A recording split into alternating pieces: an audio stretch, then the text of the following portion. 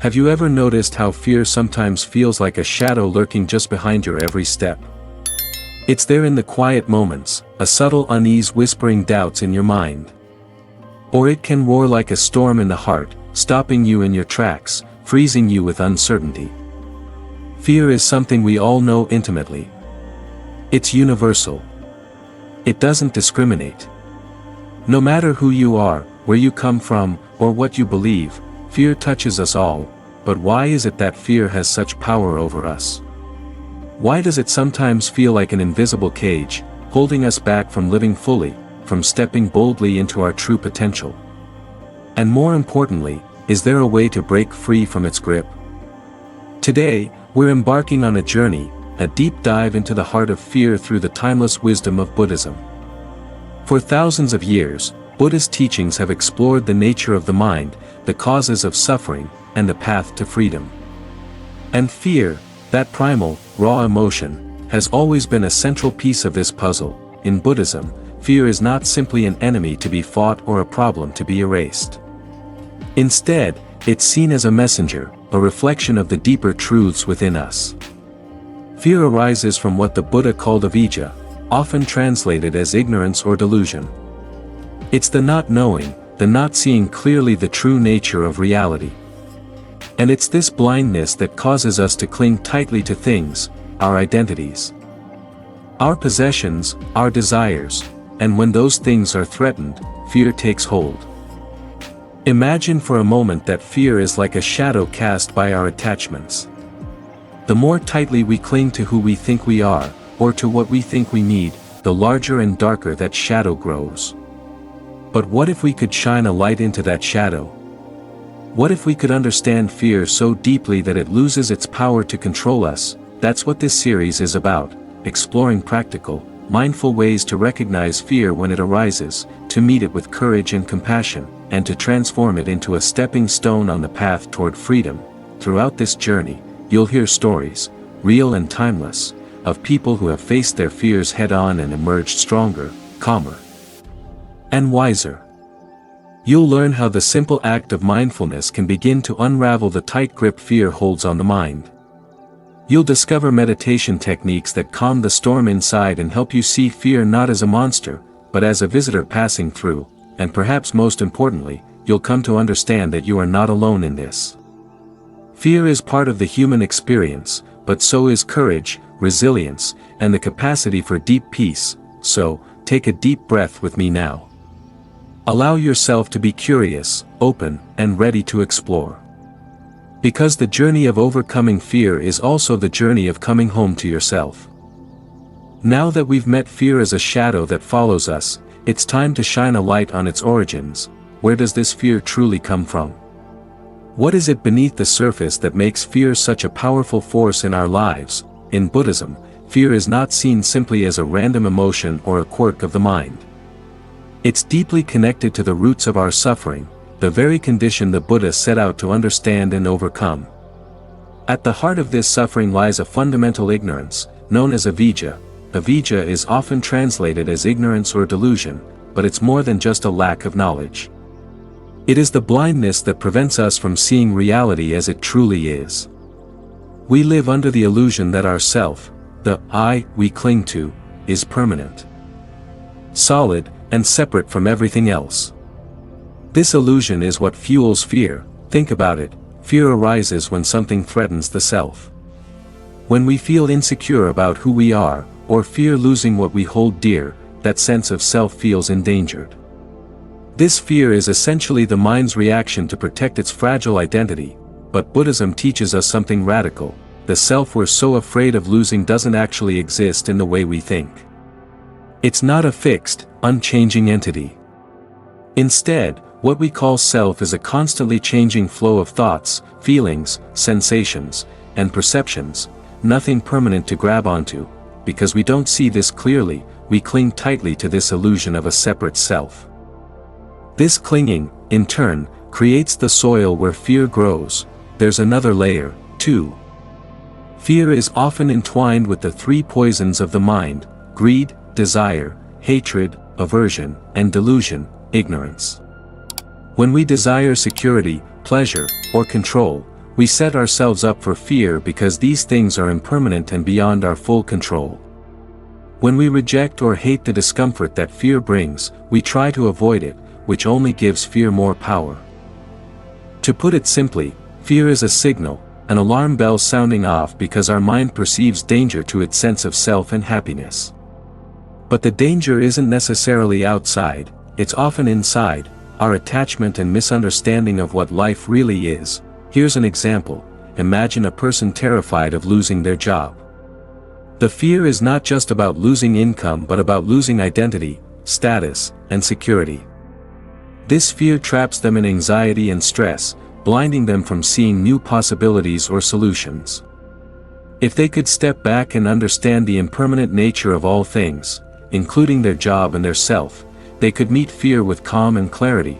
The Buddhist teachings invite us to cultivate this understanding, to see fear not as an enemy, but as a teacher.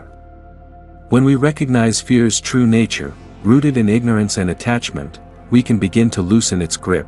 But how? How do we move from understanding fear intellectually to transforming it in daily life? That's where mindfulness steps in. Fear, by its very nature, wants to pull us into the past or the future, replaying old wounds or projecting terrifying what-ifs. It hijacks our attention, making the present moment seem unsafe, unstable, even unbearable. But what if there was a way to gently bring ourselves back to this moment? To stand firmly here and now, even when fear tries to sweep us away. This is where mindfulness, or sati in Pali, reveals its extraordinary power. Mindfulness is the art of paying attention, intentionally, with kindness and without judgment, to whatever is happening inside and around us. It means waking up to the present moment, rather than living trapped inside our thoughts and fears. When fear arises, our natural impulse is often to push it away, deny it, or get lost in the stories it tells us. But mindfulness invites us to do something radical, to turn toward fear, to see it clearly as it unfolds. Not to be controlled by it, but to become an observer of it. Imagine fear as a wave in the ocean. When we panic and resist, the wave crashes over us, pulling us under. But when we watch the wave with calm attention, it rises, crests, and then naturally dissolves back into the vast sea. Practicing mindfulness is like training ourselves to be the calm ocean, spacious, steady, and unshaken by the waves of fear. In practical terms, mindfulness begins with simply noticing when fear is present. This might sound simple, but it takes patience and practice. The moment you feel your heart racing, your breath quickening, or your mind spiraling into anxious thoughts, pause. Take a breath. Acknowledge the fear silently. Here is fear. I see you. By doing this, you create a small space between yourself and the fear. That space is freedom. One of the most profound teachings in Buddhism is that this space, this moment of awareness, is where transformation begins. Fear, once observed without judgment, starts to lose its intensity. It becomes less a tyrant and more a visitor, passing through. Many meditators share stories of how mindfulness helped them move from being overwhelmed by fear to simply witnessing it with curiosity. They describe moments when the grip of anxiety loosened, replaced by a calm presence that could hold whatever arose. Mindfulness also helps us see the stories fear tells us for what they are, just stories. Fear loves to weave narratives of doom: you will fail, you are not safe, you will lose everything. But these are mental fabrications, not facts. Mindfulness shines a light on these stories, allowing us to question and eventually release them. Of course, mindfulness is not about suppressing fear or pretending it doesn't exist. It's about meeting fear with openness and kindness, allowing it to reveal itself fully, so it can naturally pass away. If mindfulness is a muscle, then meditation is the gym where it gets stronger. In the next chapter, we will explore how meditation practices deepen our ability to calm the inner storm and transform fear into peace. For now, begin with this simple invitation: the next time fear arises, pause. Breathe. Watch it as if you were watching a cloud drifting across the sky. Notice it. Name it. And rest in the awareness that you are not your fear. So far, we've come to see fear for what it is, a natural, though often misunderstood, part of the human experience. And we've begun to witness how mindfulness allows us to pause, observe, and create space around fear. But now, it's time to go deeper. It's time to enter the heart of the practice, meditation. If mindfulness is like a candle lighting up a dark room, then meditation is the steady flame that keeps that light burning, no matter how strong the winds of fear may blow. The Buddha often described the mind as a pool of water. When agitated by fear, anger, or desire, the water becomes muddy and restless. In this state, it's impossible to see clearly. Meditation is the gentle, consistent practice of letting the waters settle, allowing clarity to return. You don't need to be a monk in a monastery or sit for hours on a mountain to experience this peace. Even a few minutes of sincere meditation each day can profoundly change your relationship with fear. Let's begin by imagining fear as a storm, dark clouds, strong winds, rain pouring down. In the middle of the storm, it feels like it will never end. But somewhere behind those clouds, the sky is always blue. The storm can rage, but it cannot touch the vast, open sky. Meditation teaches us to stop chasing the storm and instead rest in the sky-like nature of our awareness. We sit, we breathe, and we allow whatever arises to come and go. One powerful practice for working with fear is called anapanasati, or mindfulness of breathing. The instructions are beautifully simple: sit comfortably, close your eyes, and bring your attention to your breath. Notice the coolness of the inhale, the warmth of the exhale. Follow each breath as it comes and goes, like waves on a shore. When fear arises, and it will, don't resist it. Acknowledge its presence gently. Fear is here. Notice where it manifests in your body. Is your chest tight? Is your stomach clenched? Is your mind racing? Observe these sensations like a curious scientist, not judging or trying to change them. If your thoughts begin to spiral, bring your attention back to the breath. The breath becomes your anchor in the storm, a steady, reliable place you can always return to. With time and patience, you'll notice something extraordinary. The waves of fear rise, peak, and eventually fall. And in the calm that follows, you'll find a space of peace untouched by the storm. Another profound meditation practice is metta bhavana, or loving-kindness meditation. This technique involves silently repeating phrases of well-wishing for yourself and others. Begin by sending kindness to yourself. May I be safe. May I be calm. May I be free from fear. Then, gradually extend these wishes to loved ones, to strangers, and even to those you find difficult. Why loving-kindness? Because fear often arises from a sense of isolation, the belief that we are alone in our suffering. Metta dissolves this illusion, reconnecting us to the web of life, to the shared human experience. When we realize that every being, in every corner of the world, also feels fear, our heart softens. Compassion takes root. And fear, unable to coexist with such warmth, begins to fade. The Buddha himself spoke of fear many times. In the Dhammapada, he taught, "There is no fear for one whose mind is not filled with desires." And through meditation, we begin to loosen the grip of those desires, the craving for certainty, safety, permanence, and instead rest in the quiet wisdom of impermanence. You might be surprised how quickly the practice takes effect. Even after a short session, many people report feeling lighter, clearer, and more grounded. The storm of fear may still be present, but its power over you will have weakened. And the most beautiful part: the more you practice, the more you'll realize that the calm you seek isn't something you need to create. It's already here, beneath the noise, beneath the waves, a quiet, boundless awareness that fear cannot touch. By now, you've come to see fear not as a curse, but as a messenger, a sign pointing us towards something deeper within. Through mindfulness and meditation, we learn to befriend fear, to sit with it, and to watch it rise and fall like waves in the vast ocean of awareness.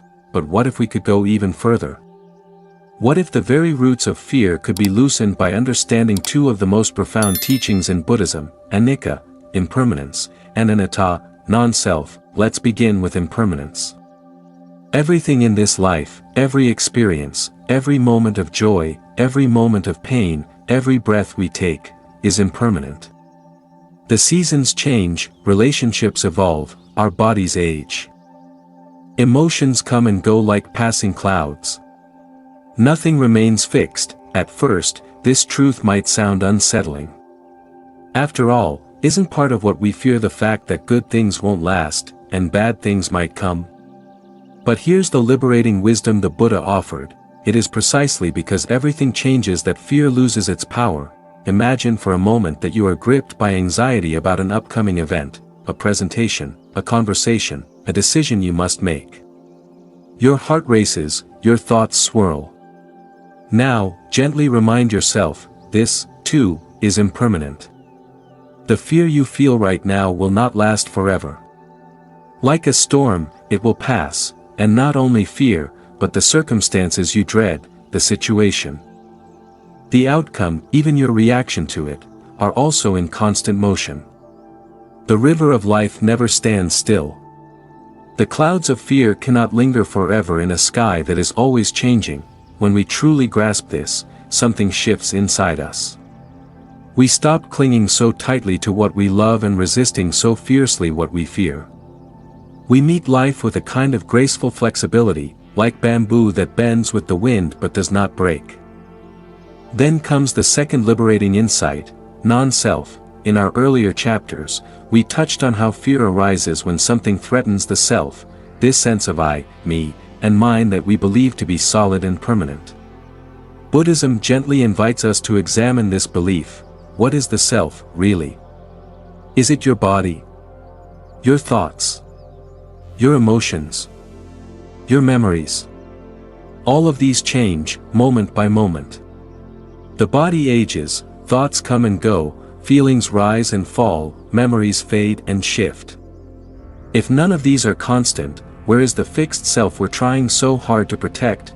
The Buddha taught that what we call a self is a collection of 5 aggregates: form, the body, feeling, perception, mental formations, and consciousness. These are in constant flux, like the ingredients of a flame that dances and changes, but is never the same from one moment to the next. This isn't meant to erase your identity, but to free you from the prison of thinking you are a fixed, fragile thing that must be defended at all costs.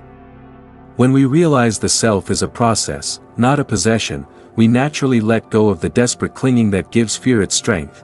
Here's a simple image to hold in your mind. Picture a tightrope walker, balancing high above the ground, terrified of falling. Every step is tense, every movement heavy with fear. Now, imagine the rope suddenly being lowered to the ground. The fear dissolves because there's no longer a danger of falling. In the same way, when we realize there's no solid self to defend, no permanent ground to cling to, the whole landscape of fear changes. We can move through life with lightness, with courage, knowing that we are part of a vast, interconnected flow of life that rises and falls, appears and disappears, like waves on an endless ocean. This is not theory, but a practice. Each moment you observe your thoughts, notice your shifting emotions, and watch how sensations come and go. You're training your mind to see impermanence and non-self directly, and in this seeing, fear begins to unravel. If fear is a shadow that follows us through life, then compassion is the light that dissolves it. Up to this point, we've learned to observe fear with mindfulness, to calm it through meditation, and to loosen its grip by understanding impermanence and the illusion of a fixed self.